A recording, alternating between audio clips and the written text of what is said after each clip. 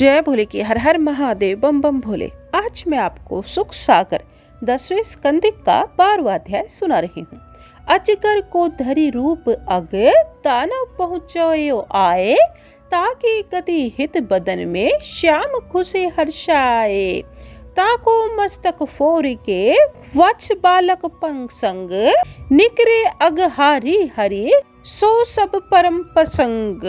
सुनिए, श्री सुखदेव जी कहने लगे, हे परीक्षित, एक दिन वृंदावन में भगवान श्री कृष्ण चंद्र सब ग्वाल वालों के साथ आनंद पूर्वक टहल रहे थे कि उसी समय कंस का भेजा हुआ अग नामक एक प्रबल दैत्य, जो कि वकासुर और पूतनाग का छोटा भाई था, वहां आ पहुंचा।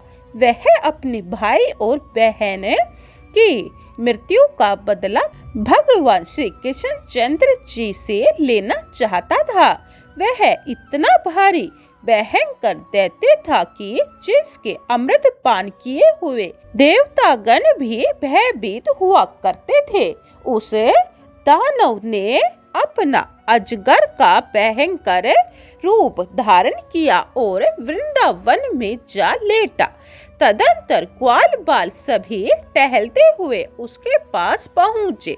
वे परस्पर हंसते हुए ब्राह्मण के साथ बोले कि यह भी एक वृंदावन की अनुपम छठ है, क्योंकि अजगर बहुत बड़ा था और मीलों के बीच में उनका शरीर फैला हुआ था।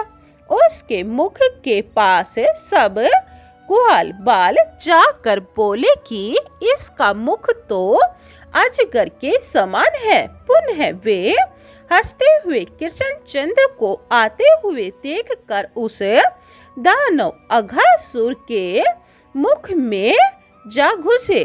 अघासुर तो अपने वैरी कृष्ण को निगलना चाहता था, अतः कृष्ण चंद्र की प्रतीक्षा में अपना मुख खोले पड़ा रहा। सर्व अंतर्यामी श्री कृष्ण ने अपना कर्तव्य विचार कर स्वयं ही उस अजगर के मुख में घुस गए।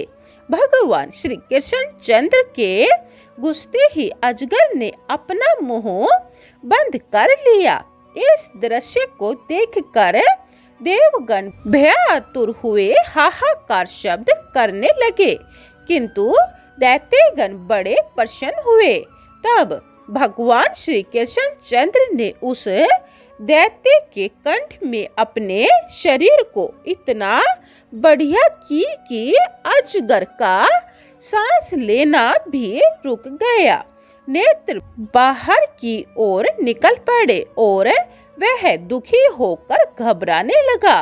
जब उस दैत्य के प्राण ब्रह्मांड द्वार से निकल गए, तब भगवान कृष्ण ग्वाल वालों सहित बाहर आ गए।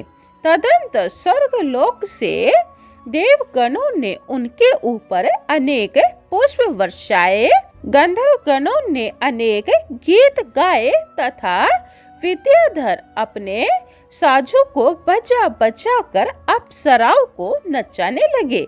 जो गोप बालक एवं बछड़े आदि उस अजगर द्वारा मर चुके थे, उनको भगवान कृष्ण ने अपनी सुधा में दृष्टि द्वारा पुनः जीवित कर दिया।